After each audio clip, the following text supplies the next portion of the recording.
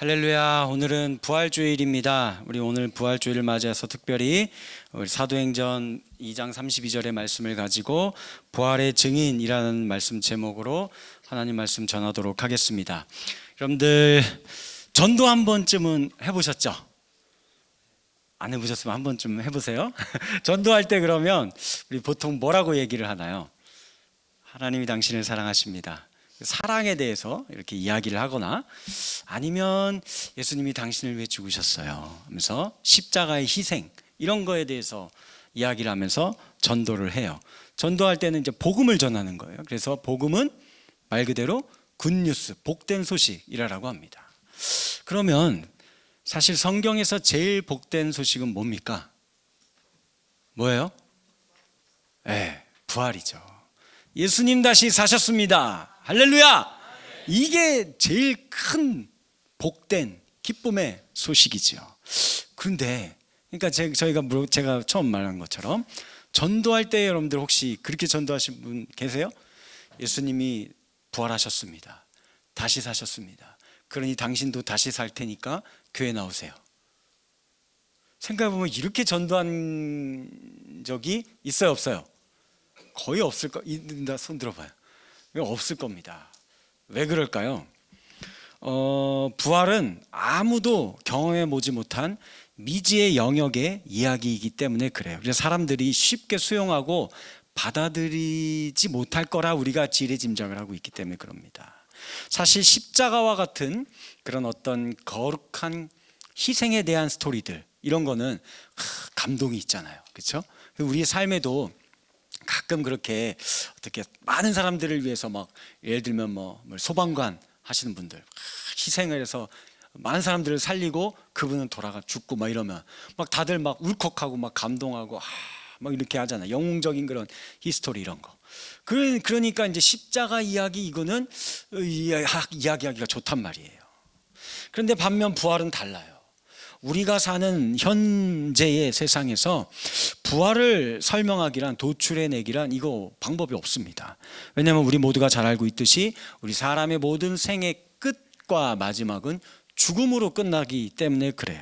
모든 것이 죽음으로 해소되는 인생에서 부활 이야기는 설 자리가 없어 보입니다. 그런데 사실 기독교에서 말하는 이 복음이라는 것에서 부활이 빠진다, 부활이 없는 복음, 이건 뭡니까? 이건 복음이 아니에요. 부활이 없으면 복음이 아닙니다. 아무런 우리가 전할 말이 없는 거나 똑같아요. 우리가 지난 한 주 동안의 고난주간을 맞이하여서 여러분들이 매일 새벽을 깨우면서 함께 나와서 예수님께서 십자가상에서 전하셨던 우리 가상칠언 말씀 우리 같이 은혜를 나누었었죠. 용서의 말씀, 구원의 말씀, 사랑의 말씀, 고뇌의 말씀, 고통의 말씀, 그리고 다 이루었다 승리의 말씀, 이런 말씀들을 통해서 예수님 어떻게 저 십자가상에서도 이런 말씀들을 하실 수 있을까, 많은 은혜와 도전을 받으며 우리의 신앙을 십자가로 다시 세울 수 있었습니다. 그런데 십자가에서 너무 은혜로운 말씀들을 하시면서 우리 죄를 위해 참고 고통당하시고 죽으신 것까지는 좋은데 그걸로 끝이에요. 그걸로 죽고 끝난 거예요. 그러면 이거 뭡니까? 다시 살아나지를 못한 겁니다. 부활이 없는 거예요. 이건 뭐예요? 그럼 이거 죄송합니다. 이거 그냥 냉정하게 말하면 개죽음입니다. 아무 이유 없는, 이거 그러면 예수를 우리가 믿을 이유가 없는 겁니다. 아무리 그가 공생의 기간 동안에 하나님 나라에 기가 막힌 설교를 하시고 기적을 베푸시고 이적을 베푸시고 십자가도 고통당해서 우리 죄를 위해 죽었다고 해도 쳐도 부활을 못했으면, 다시 살아나지 못했으면 뭐 하려고 믿어요? 그거 인간이지. 그게 그냥 훌륭한, 역사상 가장 훌륭한 인물 중에 한 명이에요. 그냥 새드 엔딩으로 끝나는 거예요. 우리와 똑같이 나이 먹고 늙고 병들어 죽은 것과 별반 다를 바 없는 인생이라는 겁니다. 부활도 없는데 우리가 열심을 내어 신앙생활할 이유도 없고요, 고통 가운데 인내하며 원수를 사랑하고 희생하며 섬기며 살 이유도 없어요. 그냥 여러분들 지금 이 생을 즐기면서 여러분들 살고 싶은 대로 마음껏 살다가 죽으시면 되는 겁니다. 그래서 예수님을 따르던 제자들도요, 이 예수님의 십자가의 죽으심과 부활의 메시지를 듣고도 이게 뭔지를 하나도 이해를 못했어요. 그때에는 전혀 몰랐을 때에는요, 예수님이 잡혀가시자 야 이제 우리 다 끝났다, 이제 소망 없다, 우리 이제 뭐 아무것도 안 되나 보다 하고서는 다 포기하고 걸음 하나 살려라 하고 다 뿔뿔이 흩어지고 도망하였던 것입니다. 그런데 이 제자들이요, 부활하신 예수님을 만난 거예요. 진짜 부활한 거를 본 겁니다. 그랬더니 완전 다른 사람으로 바뀌게 된 겁니다. 어떻게 바뀌었을까요? 오늘 본문 32절 말씀 같이 읽을까요? 시작. 우리가 다 이 일의 증인이로다. 뭘로 바뀌었어요? 증인으로 바뀌었어요. 제자들은 이제 자신들을 핍박하는 대제사장과 서기관들, 예전에는 그 사람들 그림자만 보여도 막 다 도망하고 막 벌벌 떨고 그랬는데, 이제는 그 사람들 앞에 담대히 서서 내가 당신들에게 전하는 예수의 이야기를 들어보시오. 당신들이 십자가 못 박으신 그분, 그 나사렛 예수가 바로 메시아이며 하나님의 아들이요, 그리고 그분이 다시 사셨습니다. 여러분들 들으세요 하면서 큰 소리로 당당하게 그분들에게 뭐 한 거예요? 증거하는 거예요. 증인이 되었던 겁니다. 저와 여러분들도 부활하신 예수를 증거하는 증인의 인생이 되시기를 주님의 이름으로 간절히 축복합니다. 자, 그런데 한편 생각해 보면은요, 이 제자들은 예수님 만났잖아요. 실제로 만났잖아요. 그래서 그 손에 못자국도 만져보고 옆구리에 창자국에 손 푹 집어넣어 놓고 부활하신 예수님하고 식사도 하고 많은 이야기 주고받으면서 이렇게 경험을 했잖아요. 그러니까 이 제자들은 이야 진짜 예수님 내가 만났다, 이거 정말 부활하신 분이다, 이건 틀림없어. 그러면 이제 내 목숨을 다 바쳐서라도 이 예수님 다시 사셨습니다 해서 복음을 전하는 게 이해가 되는데, 저와 여러분들은 어떻게 좀 예수님 좀 옆구리 창자국에 손 좀 푹 집어넣어 보셨어요? 손에 못자국 좀 만져보셨다, 이거 없잖아요 우리는. 그러면 이거 어떻게, 이거 우리는 할 수 있는 건가 우리가? 그래서 저는 가끔 이런 생각을 한 적이 있습니다. 우리가 예수님 믿으라고 복음 전하면서 전도하잖아요. 아까 처음에 전도 얘기했으니까. 전도할 때 어떻게 해요? 겨울에 추울 때는 우리 따뜻한 요 앞에서 공원에서 차 준비하고 휴지 준비하고 붕어빵 굽고 전 부치고 막 맛있는 거 많이 합니다. 우리 모르셨어요? 수요일마다 와보세요. 그 맛있는 거 먹을 수 있어요. 먹기만 말고 전도도 좀 하시고, 여름에는 시원한 차 준비하고 또 뭐 여러 가지 또 막 아이스크림도 준비할 거예요? 어디 갔어요? 하여튼 뭐 그거에다가 휴지 준비하죠, 전도지 준비하죠. 그러면서 사람들에게 가서 뭐라고 하는 거예요? 분명히 오늘 아침에는 남편하고 막 신경질 내고 싸웠고, 자녀들 학교 가고 출근 시켜야 되는데 안 간다고 하니까 막 나도 이제 신경질 내서 가지 마, 가든지 말든지 마음대로 막 하면서 막 신경질 내고 나왔어도 전도할 때는 그분들 앞에서 우리가 인상 피잖아요. 하나님이 당신을 사랑하세요 하면서 속은 막 그러고 아침에 나왔어도 막 그렇게 하는 거예요. 근데 굳이 그렇게까지 전도할 필요가 뭐가 있어요? 그냥 부활하신 예수님이 우리 고색동 공원 앞에 하늘에서 쫙 찬란한 빛과 함께 딱 내려오는 겁니다. 사람들 앞에 쫙 보이는 거예요.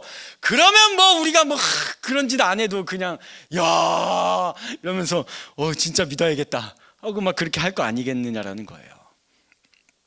평생을 기도하면서 전도해도 꿈쩍도 안 하고 맨날 술만 먹으면서 교회 간다고 눈칫밥 주고 있는 그놈의 왼수 같은 남편이요, 그 남편에게 부활하신 예수님이 짠하고 나타나셔서 재혁아 왜 네가 네 아내를 핍박하느냐 이렇게 한마디 탁 해주시면 아이쿠야 하면서 우리 남편분들 전부 다 여기 나오실 거 아니겠느냐라는 그런 말입니다. 저희 교회에서 돕고 있는 선교사님들 계시잖아요. 그 중에 엘모 선교사님이 계세요. 이분이 이슬람 국가에서 선교하시거든요. 지난주에 이렇게 연락이 왔어요. 그래서 제가 중보기도 팀에는 알려드렸는데 경찰에 체포당했었어요. 그래갖고 3일 동안 감금되어서 조사받다가 다행히 우리 열심히 기도하고 하나님이 역사하셔서 무사히 풀려서 나왔다라고 합니다. 그러니까 예를 들면 그런 거예요. 그런 국가들 선교사님들 가갖고 잡혀가지요, 고문당하지요. 그러다가 순교하시는 분들도 있죠. 뭐 그렇게 어렵게 복음을 전합니까? 이슬람 국가라 해도 예수님께서 그죠? 찬란한 빛과 함께 구름 타고 내려오셔서 알라를 믿지 말고 나를 믿어라. 딱 이렇게 부활하신 예수님 딱 나타나시면 짠하고 하면 뭐 그렇게 고생할 필요 없잖아요. 그런데 왜 예수님은 오늘 본문의 말씀 보시면 이 소수의 증인들 몇 사람에게만 부활하신 당신의 모습을 보여주셨어요. 그리고 그들을 세우시고 그들에게 뭘 통해서요? 전도의 미련한 방식을 통해서 복음을 전하고 하나님 나라를 확장해 나아가게 하시는 겁니다. 왜 이러는 거예요? 예수님 뭔가 이게 경영 마인드가 없나 보다 뭐 이렇게 생각하십니까? 아니에요. 사실 성경을 잘 보시면요, 하나님은요 늘 이런 방식을 택하셨습니다. 아브라함 한 사람을 택하셔서 그를 믿음의 조상으로 세우시고 그에게 하나님 나라의 민족을 하늘의 별과 같이 바다의 모래와 같이 내가 너를 통해서 너 한 사람 통해서 그렇게 만들어 갈 거다. 그리고 그 과정을 밟으셨죠. 또 중동의 조그마한 한 나라 이스라엘, 얼마나 작은 나라입니까? 그 나라 택하셔가지고 제사장 나라로 세우셔서 너희를 열방의 빛으로 내가 만들겠다. 그래서 너희를 통하여서 모든 민족과 열방들이 내가 하나님이 계심을 알고 나에게 경배와 찬양하러 오게 만들겠다라고 하신 겁니다. 마찬가지로 예수님도 또 이와 같은 방식이었죠.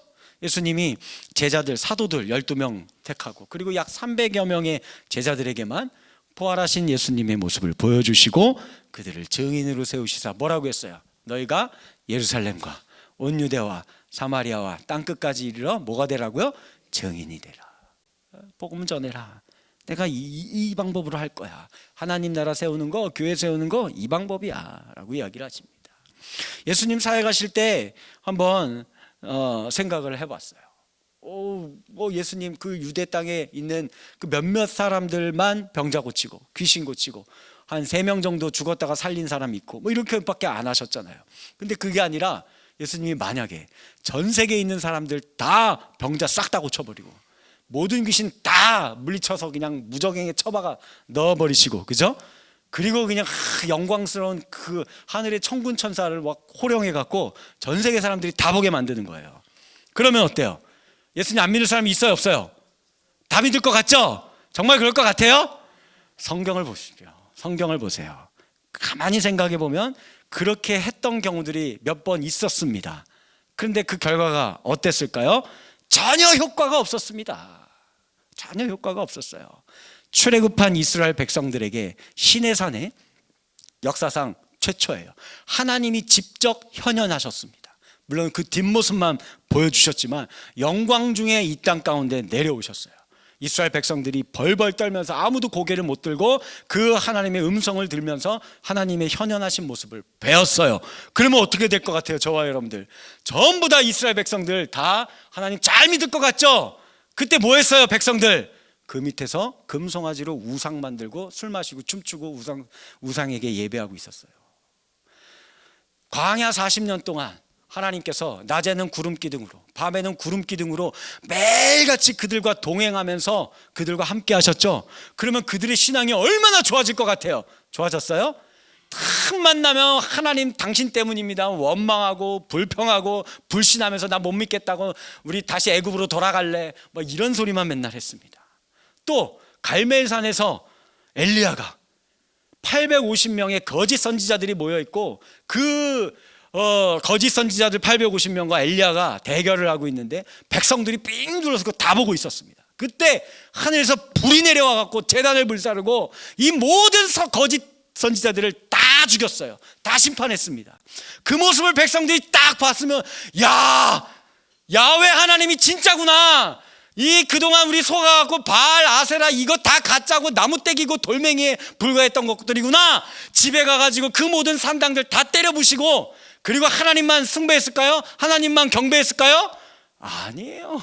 집에 가서 다시 또 똑같이 아세라 목상에 절하고 바알 신상 숭배하고 여전히 또 우상 숭배했습니다. 예수님 사역할 때도 마찬가지입니다. 오병이어의 기적을 일으켜서 수천 명의 사람들이 기적을 체험했으면 그 사람들 다 예수님 믿고 온전히 따르는 제자들 되어야 하는 거 아닙니까? 그런데 예수님 십자가에 못 박힐 때 그 많은 사람들 다 어디 갔어요? 없어요. 다 사라졌습니다.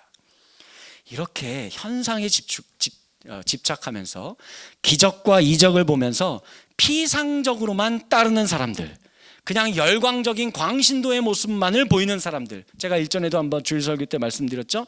펜과 같은 그런 모습을 보이는 사람들, 이런 사람들은 진짜 증인의 삶을 살지 못합니다. 진짜 참 제자가 되지 못해요. 증인은 어떤 사람입니까? 내가 본 것이 있는 사람입니다. 그 자리와 그 현장에 있었던 사람입니다. 무엇을 본 거예요? 예수 그리스도가 다른 누구도 아니라 나의 죄를 위하여 십자가에 달리셔서 그곳에서 피를 흘린 것을 내가 똑똑히 목격한 겁니다.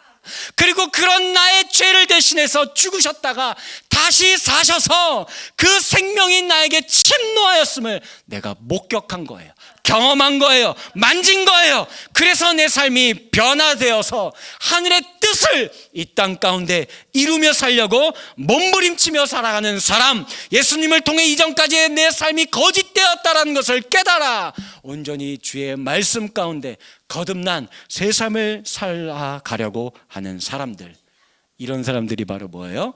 증인이라고 이야기를 하는 겁니다. 어떤 상황에서도 이 진실만을 말하는 겁니다. 어떤 고난과 역경이 와도 하나님 나라가 이미 내 안에 들어와 있기 때문에 그 나라를 위하여 인내하며 참고 견디며 때로는 썩어지고 때로는 낮아진다 할지라도 괜찮은 거예요. 그러면서 그분께 내 모든 삶을 내어드리기를 오히려 기뻐하는 인생이 되는 겁니다.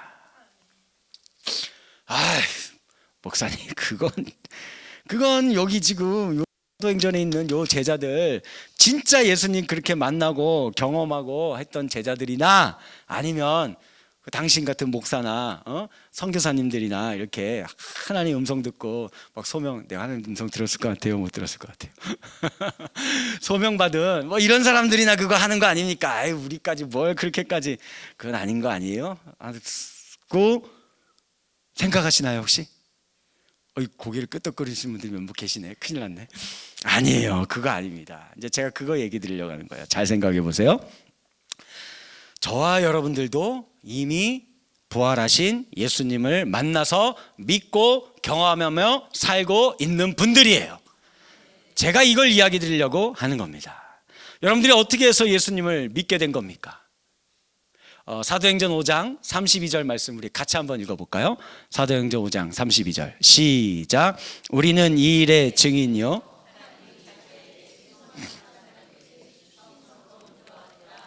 아멘. 여기서 말하는 우리는 계속 띄워주시고, 베드로와 같은 사도들, 이 부활하신 예수 그리스도를 본 자들을 이야기를 합니다. 그 다음에 하나님이 자기에게 순종하는 사람들에게 주신 성령도 그러하다. 이게 뭔 말이에요? 이게 무슨 뜻인 것 같아요? 요거 잘 깨달으셔야 됩니다. 이제 집중하고 잘 들으셔야 돼요. 예수님이 죽으시고 부활하시면, 아니 그 전에 그렇게 한다라고 예수님 말씀 가르쳐 주셨었죠? 나는 죽기에 왔다. 나는 십자가를 져야 된다. 그리고 그걸로 끝나는 게 아니라 나는 다시 살 거다. 그리고 아버지께로 돌아가게 될 거다. 여기까지 얘기하고 하나 더 얘기했어요. 그 다음에 그렇게 하면은 뭘 보내준다고 얘기했어요? 성령을 보내준다고 얘기했어요. 그러니 이게 무슨 말입니까? 성령이 저와 여러분들에게 임했다라는 것 사실 자체가 뭐에 대한 증거예요? 예수가 부활하고 하나님 집에 아버지께로 올라가셔 승천하셨다라는 증거예요. 예수님이 부활하시지 않았으면 성령이 임하지도 못합니다. 죽었는데 어떻게, 성령은 예수의 영이에요. 예수의 영이 어떻게 우리에게 옵니까? 죽었는데 끝났는데 안 된다니까요. 부활하셨기 때문에 성령이 저와 여러분들에게 임하는 거예요. 자, 그럼 한번 생각해 봅시다. 성령 하나님이 우리에게 임했다라는 사실은 예수님이 부활했다라는 증거예요. 자, 우리가, 여러분들이 어떻게 예수님을 믿고 그분의 말씀에 순종하며 지금 살고 계세요? 뭐 때문에? 여러분들이 원래 똑똑해서? 여러분들이 원래 이렇게 지혜가 있고 원래 내가 좀 이렇게 성품이 착하고 믿음이 이렇게 싹이 조금 있었어요. 제가 뭐 그런 게 있어서 이렇게 한 거예요? 아무것도 그런 거 없습니다. 딱 하나의 이유밖에 없어요. 뭐예요? 성령 하나님이 믿게 하시고 믿어진 그 말씀을 순종하며 살 수 있게 만들어주는 겁니다. 이게 뭐예요? 부활의 증거예요. 여러분들이 지금 이 자리에 나와서 예수를 믿겠다고 하고 그 들린 말씀 때문에 삶의 현장에서 야, 내가 이 말씀대로 살아야 되는데 근데 현실은 너무 어렵고 이거 어떻게 합니까 주님? 날마다 고민하시잖아요. 날마다 그거 갖고 씨름하시잖아요. 요게 성령이 여러분들 안에 있으면 이런 생각조차 안 해요. 왜 이런 생각합니까? 내가 하고 싶은 대로 살죠. 이런 생각, 이런 고민 안 한다니까요. 왜 이걸 하는 거예요? 여러분들 안에 성령이 계시는 것이고 그 성령이 계신다는 것 자체가 뭐예요? 여러분들이 부활하신 예수가 여러분들과 함께 하시고 그 예수를 날마다 만지고 계시고 그 예수를 날마다 경험하고 체험하며 살고 있다라는 증거라는 것입니다. 생각해봐요. 저와 여러분들이 어떻게 예수님을 믿게 되었습니까? 어떻게 부활을 믿게 된 거예요? 봤어요? 아무도 못 봤잖아요. 그러나 여러분들에게 복음을 전해 주었던, 예전에 처음 믿게 되었던 그 사람이요, 전도해준 그 사람, 그분 속에 일하고 계셨던 성령을 본 겁니다. 그 성령은 예수의 영이에요. 그러니 저와 여러분들이 부활하신 예수님을 본 거죠. 이 성령이 하는 일이 무엇입니까? 우리 믿음의 어머님들 정말 어려운 시절 우리 살아왔을 때 시집 와서 온갖 박해에도 끝까지 인내하면서 남편을 미워하지 않고 시아버지와 시어머니를 미워하지 않고, 조금은 미워했어요. 근데 되게 많이 미워하진 않고, 그러면서 밤새 인내하며 기도하면서 눈물로 그저 사랑으로 가족을 섬기고 했던 거예요.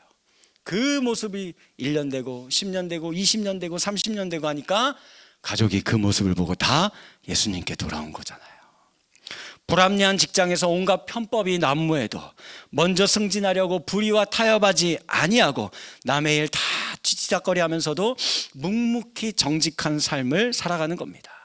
그 모습을 보고 직장 동료가 당신이 믿는 예수가 어떤 사람인지 나도 궁금하니까 나도 교회 좀 가봅시다 하고 말하는 거지요. 내 것을 내 것이라고 생각하지 아니하여서 자신에게 있는 물질과 재능과 이 모든 소유를 가지고 이웃을 섬기는 거예요. 그러다가 많은 손해를 봐도 괜찮은 겁니다. 그저 이를 통해 힘없고 연약한 사람들에게 작은아마 도움이 될 수만 있다면 기꺼이 내어주는 삶을 사는 거예요. 그런 당신들의 모습을 보고 누군가 와서 묻는 거죠. 당신 어떻게 그렇게 살 수 있습니까? 나도 교회 좀 한번 가봅시다 라고 하는 겁니다. 그와 같은 사람이 뭐예요?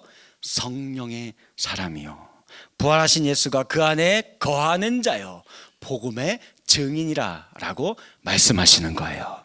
하나님은 늘 이런 방식으로 당신의 나라를 확장해 나아가시는 거예요. 모든 사람들이 모여서 북치고 장구치고 요란 떨고 퍼포먼스하고 이런 걸로 한 번도 성경 어디에도 그런 방식으로 하신 적 없어요. 그런 걸로 그리고 모여든다고 그 사람들이 진짜 증인되는 것도 아닙니다.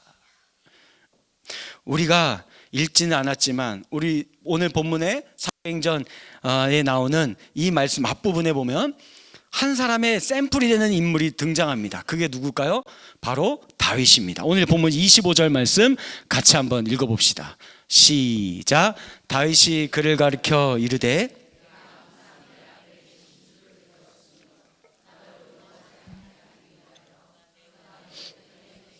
아멘. 여기 보시면 다윗이 항상 내 앞에 계신 주를 배웠대요. 언제 그렇게 주를 배웠어요? 뭐 날마다 이 다윗은 뭐 천국을 오르락내리락 하면서 그와 같은 삶을 살았단 겁니까? 아니잖아요. 우리가 잘 알다시피 어린 시절에 천덕꾸러기 취급받고 그가 이제 블레셋과의 전쟁에서 역사의 전면에 들어서게 되고 이제 이스라엘의 장수로서 조국을 위해 충성을 다하면서 섬기는 삶을 살기 시작을 했는데 이 미치광이 사울왕의 눈밖에 나가지고 10년을 넘게 도망 다니는 거예요. 피해 다녀야만 했습니다. 목숨을 부지하기 위해서 심지어는 적국 블레셋에게도 가서 짐 질질 흘리고 머리 풀어 헤치고서는 나 좀 살려주세요. 거기 가서 그렇게 해야지만 살 수 있는 진짜 비참한 인생, 도망자의 인생이었어요. 그래서 27절 말씀을 보시면 자신의 인생이 음부와 같다라고 이야기를 하는 거예요. 그런데 28절 말씀을 보시면 그 음부와 같은 인생인데 그 가운데서도 뭐가 보여요? 생명의 길이 보인다 라고 이야기하는 거예요. 주님을 언제나 모시고 살아가는 겁니다. 그래서 다윗은 사울을 죽이지 않은 거예요. 원수를 원수로 갚지 않은 겁니다. 그리고 도리어 다윗은 기뻐해요. 26절 그러므로 내 마음이 기뻐하였고 내 혀도 즐거워하였으며 육체도 희망에 거하리니 라고 말씀하는 겁니다. 어떻게 이런 고난 중에도 기뻐하며 즐거워할 수 있는 겁니까?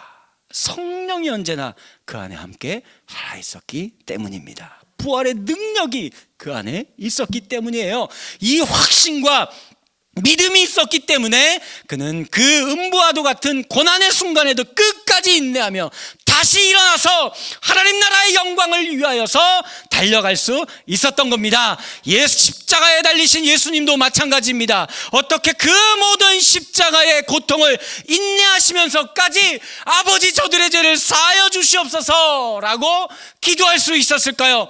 내 영혼에 대한 확신이 있었기 때문에요. 내 영혼을 아버지께 의탁하나이다, 하나님이 꽉 붙잡고 있다라는 것을 결코 버려지고 내팽겨치어지지 않을 거라는 것을 알고 계셨기 때문에 그래요. 믿고 있었기 때문에 그렇습니다. 죽음을 이기고 부활하실 것에 대한 분명한 믿음과 확신이 가득했기 때문입니다. 말씀을 맺도록 하겠습니다. 헬라어로 증인이라는 단어가 마르티스라는 단어예요. 여기에서 이제 라틴어 영어로 파생되어져서 순교자라는 단어, murder라는 단어가 나오게 된 거죠.